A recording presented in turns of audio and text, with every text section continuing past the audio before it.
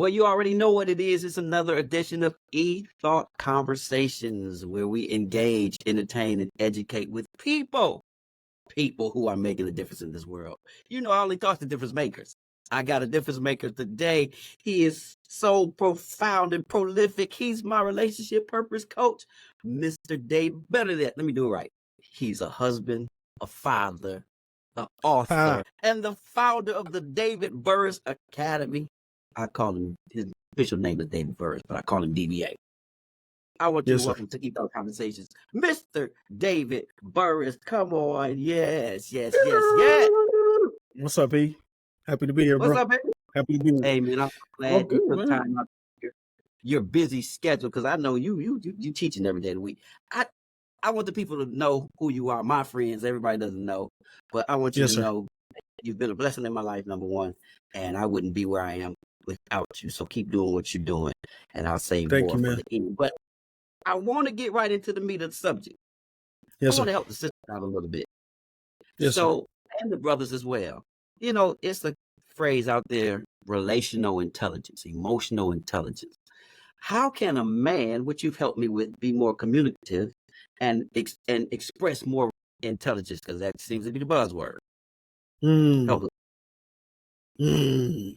Well, I Mm. mean, I think we have to start with, I think, understanding what emotional intelligence is. I think we hear that word, when narcissist came out, everybody was using that word, E. And so now emotional intelligence is the new word, but it's an important word. I think it's something, and it's not new to us. It's been around for years. 60s, I think they started this term, but it just means the ability to identify, understand, and manage your emotions and the emotions of others.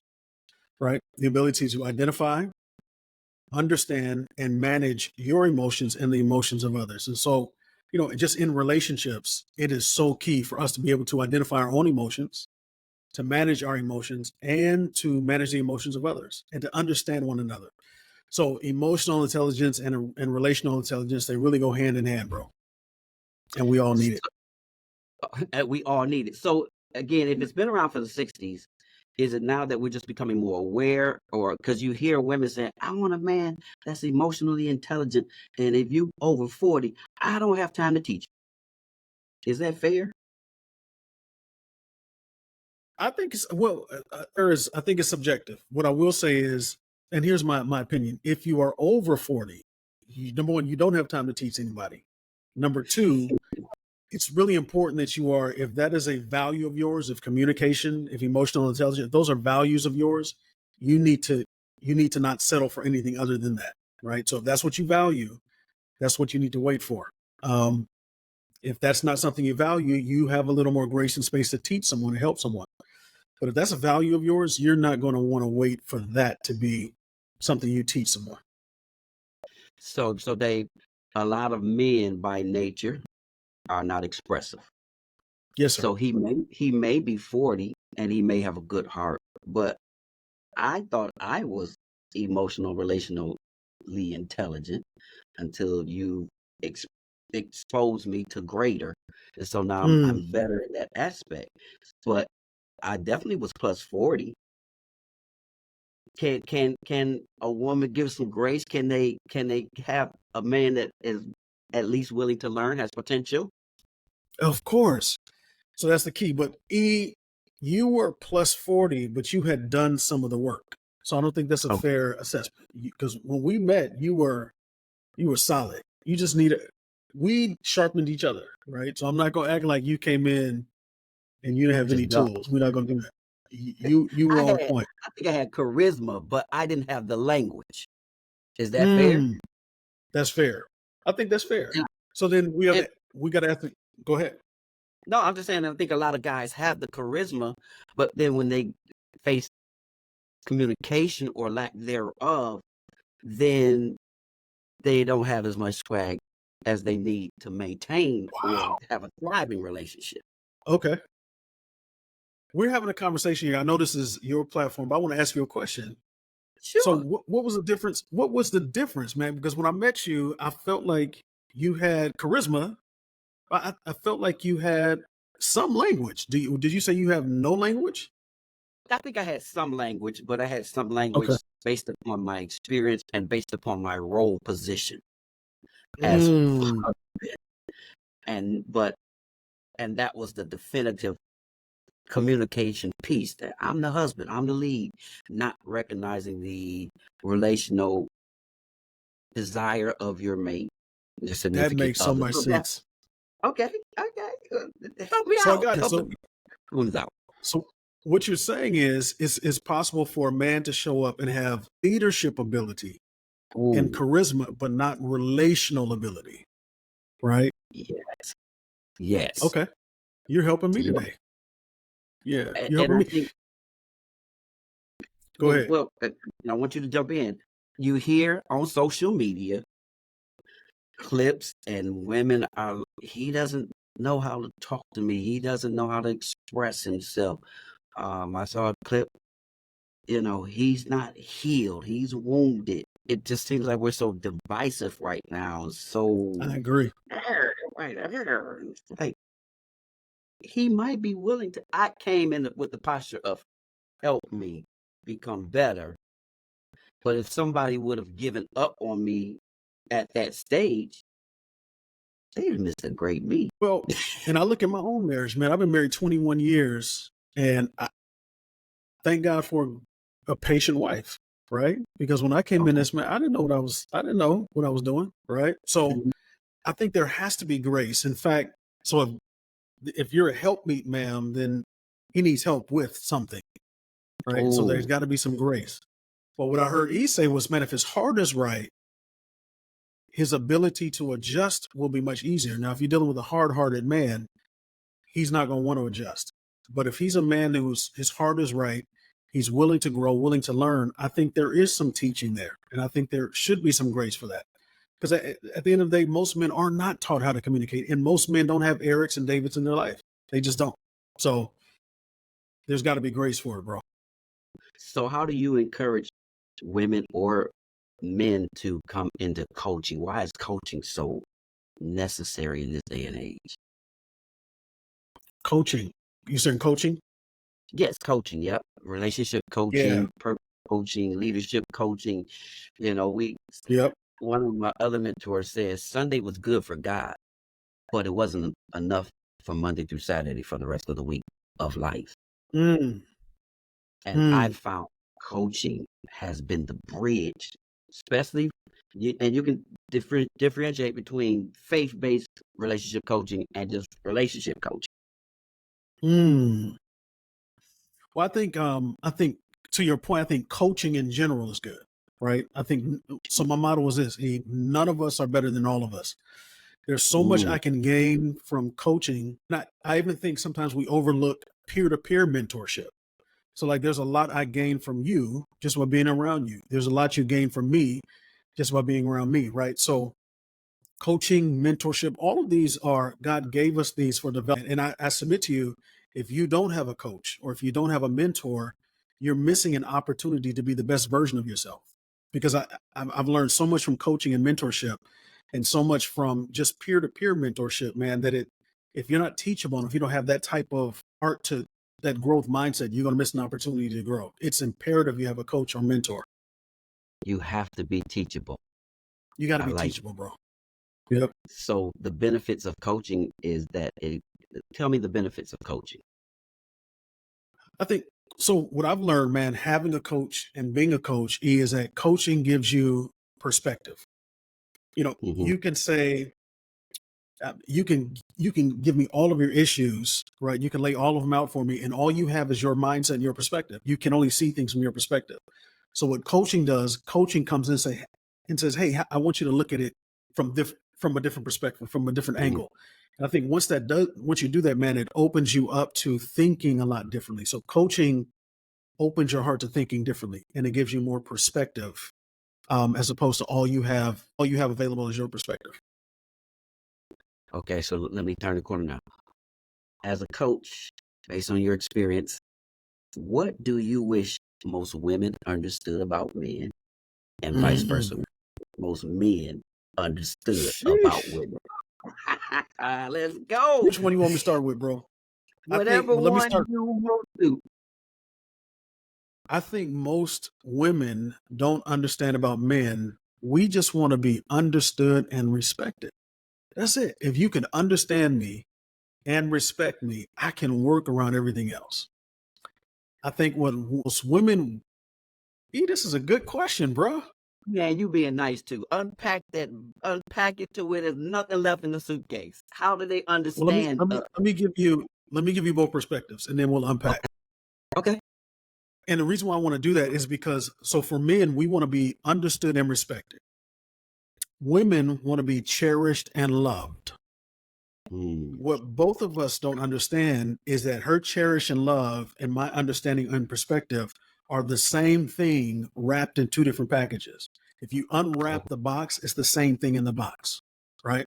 So when I unwrap my understood and respected box, when I open mine at Christmas, and then you open your love and cherish box at Christmas, and we take our gifts out, it's the same exact gift.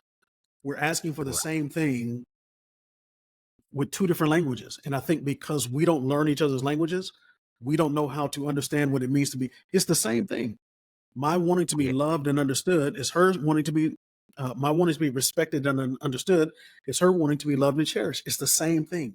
If I give her that, if I give her what she's asking for and she gives me, it's the same exact exchange. So I think there's not a lot of unpacking to do. Whatever you need, she needs it too. Whatever you need, ma'am, he needs it too. But I asked him one time and he said nothing. He said, I'm okay. I'm good. Did she put forth a valiant effort? Okay.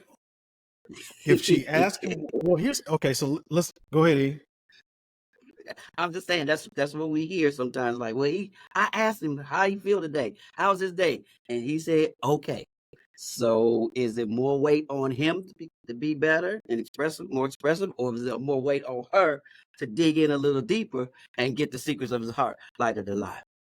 So so I'm gonna give you the relationship coach perspective. Okay. When I hear that question, I hear two things. She said, I asked him how he's doing, and he said, okay. Here's the first thing I want to highlight. Most men tell you how they feel. You don't have to guess what we're feeling. So if he says, I'm okay, that's what he means, right? I'm fine. That's what he means. So that's the first thing I want to highlight.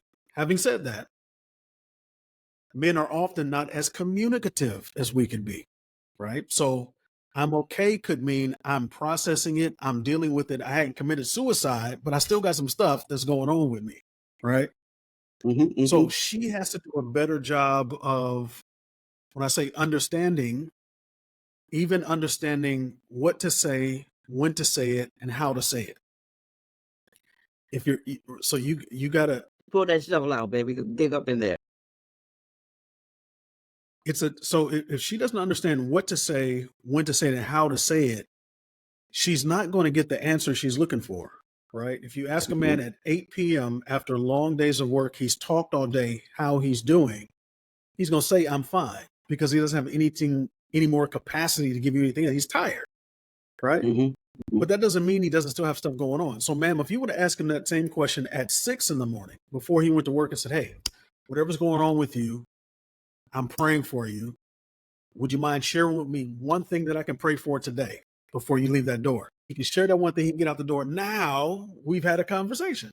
He feels heard, he feels seen, he feels covered, and she feels like she got the answer that she needed. All right. So he's got to be more expressive, but she's got to be more intentional with her timing, and then we can all work together. That's a nugget. I hope y'all got that. That is a nugget. In the morning, before his day overrides him. In the morning. Man. Hit him up. That's powerful. And so here's the thing too. Here's the cheat code. Men don't like to ask a bunch of questions because we start feeling like we're being interrogated. So ask simply, if you want to know what's on his mind, say, hey, listen, I want to pray for you today. Before you leave this door, give me one thing that's on your heart that I can pray for. And then when he shares it, pray for him real quick and say, now I believe in you, going to win the day. You just learned what was on his heart. He just feels covered. What? And we good. What? Oh, what? Hey, bro. It's cheat codes to it, man. When we just learn the codes, it makes a difference. He just gave us the cheat code to a man's heart. And it wasn't complicated. It's not, and he'll man. begin to It's trust easy. you and open up to you. Yep. Okay, so I got to be fair.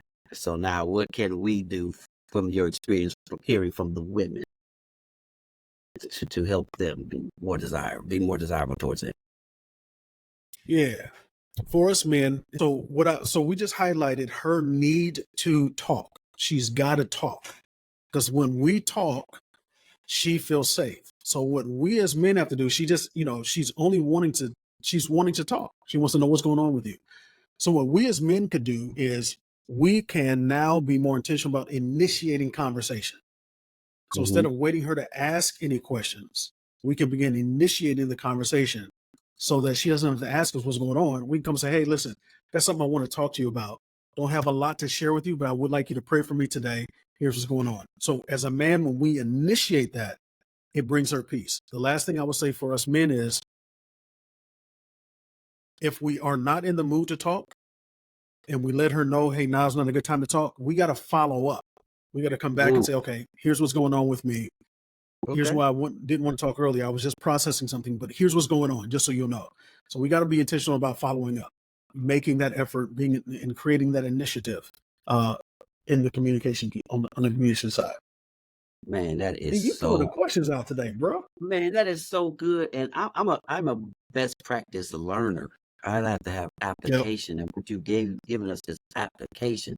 So because I'm easily distracted, so my talking to you is going to be while the game is on, and I'm listening. She cooking and wants you to come in the kitchen with her. You're like, okay, I hear you.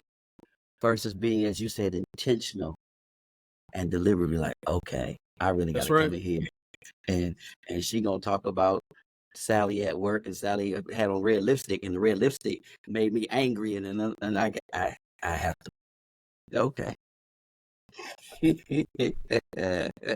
So You know what I learned in that though, E, is this, man. What I learned is that I don't have to necessarily talk to participate, right? Sometimes whoa, even with my own, bro, what? it wears me out if I got to talk. But what I learned though, bro, is this: I just let her talk. Wow. That's my participation. So she'll talk a little bit, and I'll say, how did that make you feel? And I'm just, okay, so how did that make you feel? And I'm just letting her get it out, bro. I don't have to participate. I ain't got to solve it. She's going to solve it. My participation is being available to listen. And I think a lot of Wow. men don't understand that. Wow. Just let her talk and engage. And you don't have to think. She's not wanting you to think for her.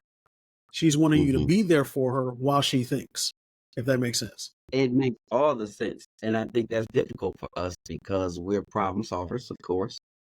And it's like, okay, just tell me the problem, and I'll tell you the answer.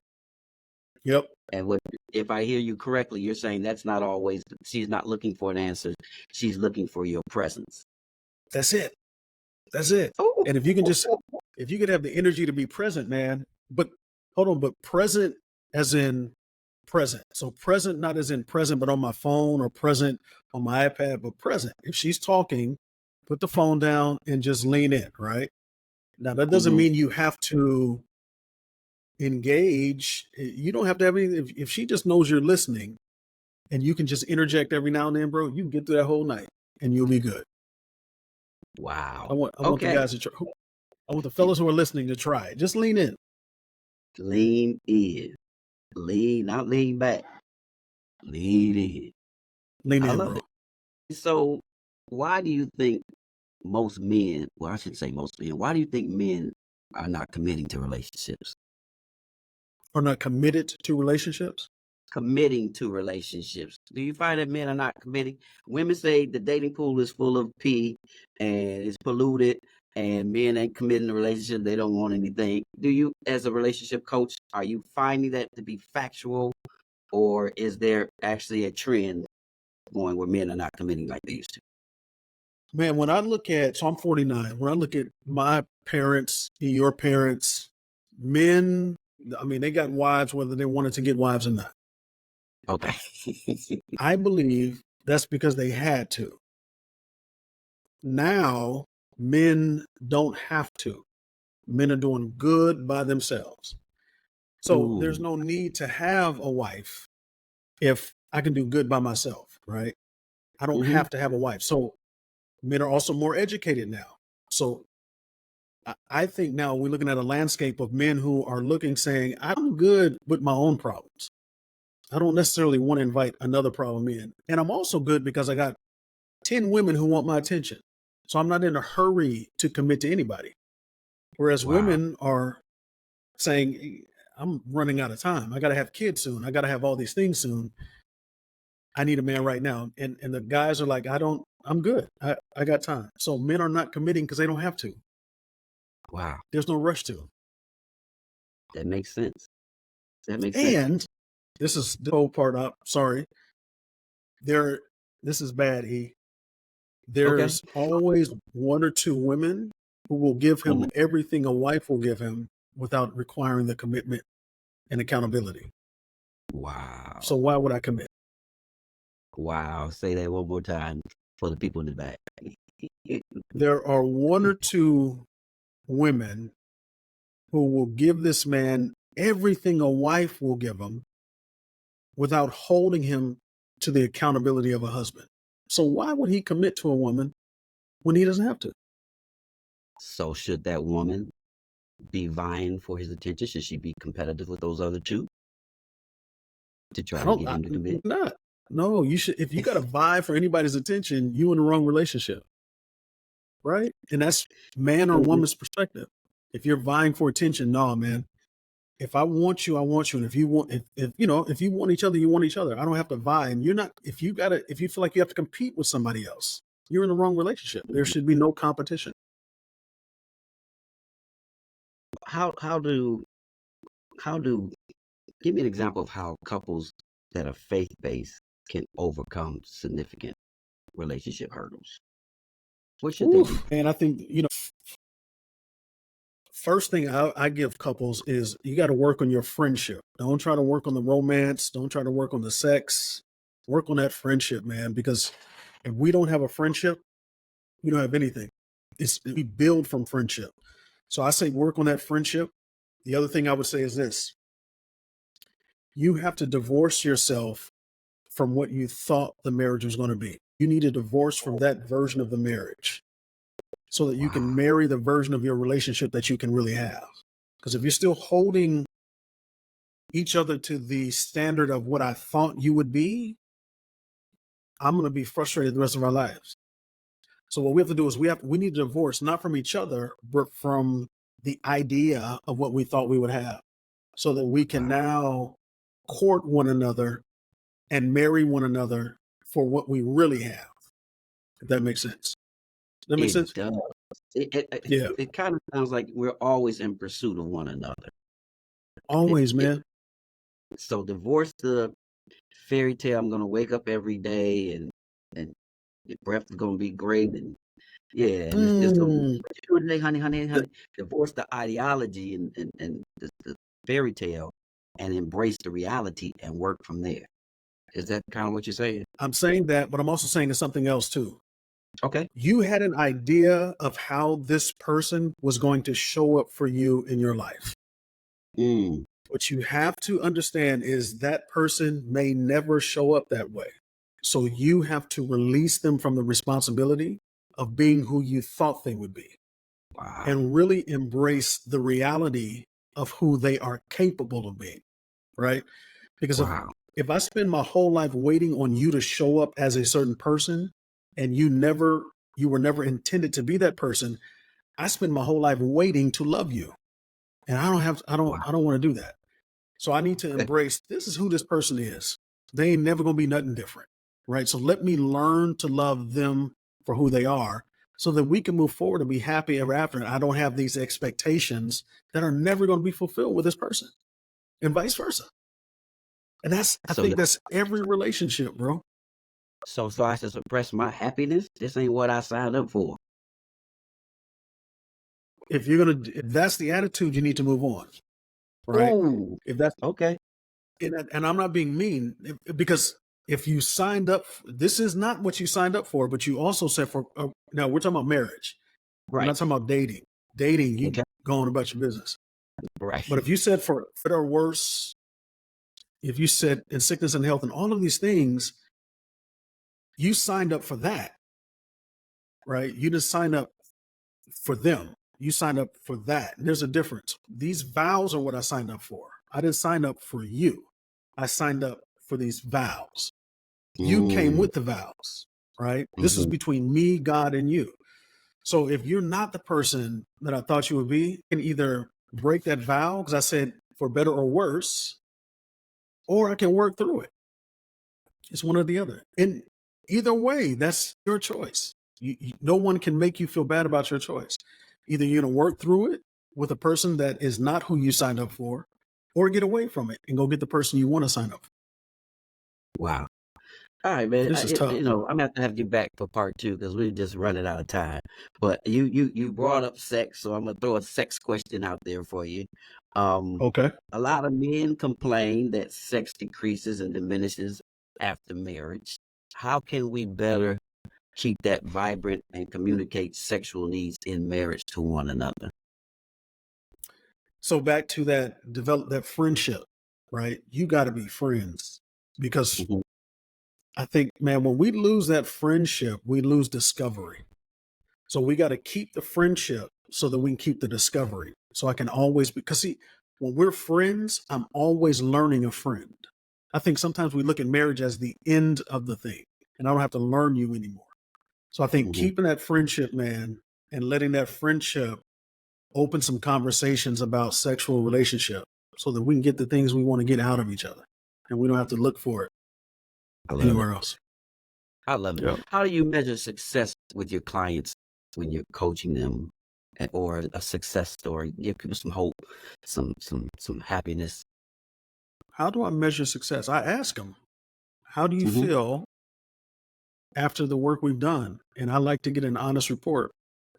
But I also measure success when they're doing the work I haven't given them to do, right? So I give them work to do when they come back and say, and I also did this, or I'm feeling better, and I feel like, I did this as a result of doing that. When they start doing their own work apart from what the work I give them, to me, that's success as well.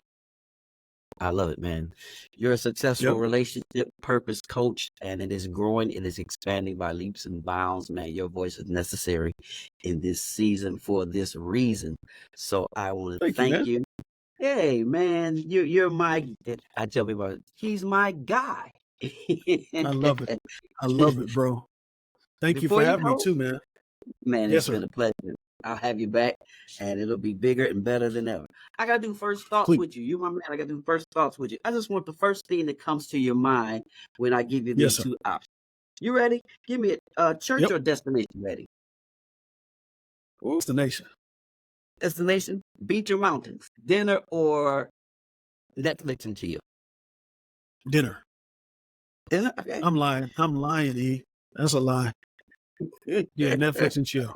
Netflix and chill for sure. Oh, praise and worship. Really? Oh, man. Hamburgers or tacos? Hamburgers. Summer or winter? You in sunny California. Your kind of winter? I'm from the Bay Area. Okay. Well, you still don't get snow like that. But I like it cold, bro. Coffee or tea? Kanye or Kirk Franklin? Kanye. Ratchet. You looking at me like I ain't saved. I gave you 3 answers today. You said 3 of my answers made you look at me like I ain't saved. Go ahead, E. I'm just saying, hey, wine is a commission. Wine is. Okay. Lace front or natural hair? Natural. Fruity scents or floral? Give you about 5 more. Mornings or evenings? Airbnb or hotel? Airbnb. Flowers or candy? Road trip or flight? Road trip. Boys the Men or New Edition? New Edition. Oh, okay. Brandy or Monica? Brandy. Okay. Then I know you're going to like this one. iPhone or Android? Man, you know we team iPhone. Why you clowning? Hey, bro. I just wanted to see what you was going to say. You know we iPhone, bro. You ain't got to ask me that. We are iPhone. Man, it has been an absolute... Brandy or Monica, I just want to ask you. On Brady. Brandy is Commission or the wine? both. Let me say like this: wine is earlier, but I'm more commissioned now because I think their sound is a little more timeless. Okay, it's more timeless. Yeah, I think the wine has had great songs. I think commission it was more of a sound, like a Prince changed the I understand. sound. I understand. Yeah. I understand. So to me, Okay. that's like that was musical, like Earth, Wind, and Fire kind of thing. Yeah. Okay. Yeah. That's crazy. Ain't that crazy? Hey, for the women, Cheesecake Factory or Ruth Chris. And that's it. Oh, it's Ruth Chris all day. However, Chris. we had cheesecake last. We had cheese. Okay, see that? It's still good. Yeah. Either way. You Yeah. can't. But I'm Ruth Chris though. Yeah. Hey, DB, tell them what you got going on before we close out, where they can find you, what's happening right now. Let us know. Yeah, man. First of all, again, thank you, E. Guys, if you want to connect with me, one of the first points of contact is I host a morning discipleship, mentorship, kind of Bible study empowerment. It's called Chapel. We meet every morning at 7 a.m. Pacific, 9 a.m. Central, 10 a.m. Eastern. We meet for about an hour and a half. We meet via Zoom and Instagram. If you want to get plugged in on Zoom so you can answer your questions live, head over to Instagram.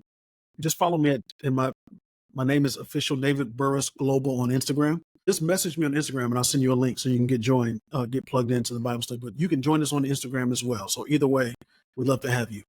Instagram or Zoom every morning, Monday through Friday. Excellent. And again, as they say in the haircut thing, I'm not just a member. I'm the president. Well, he's not just a member. He's also the president, and I'm also a member. I don't know if that went right. But anyway, you know what I'm trying to say. I'm a part of it, and it's a beautiful addition to my life. Thank you so much again, man. I know you got session tonight and other nights, but thank you for taking time out to carve out some time for E-Thought Conversation. It has been an absolute joy, and I'll see you next time on E-Thought Thank you, man. I'll talk to you soon.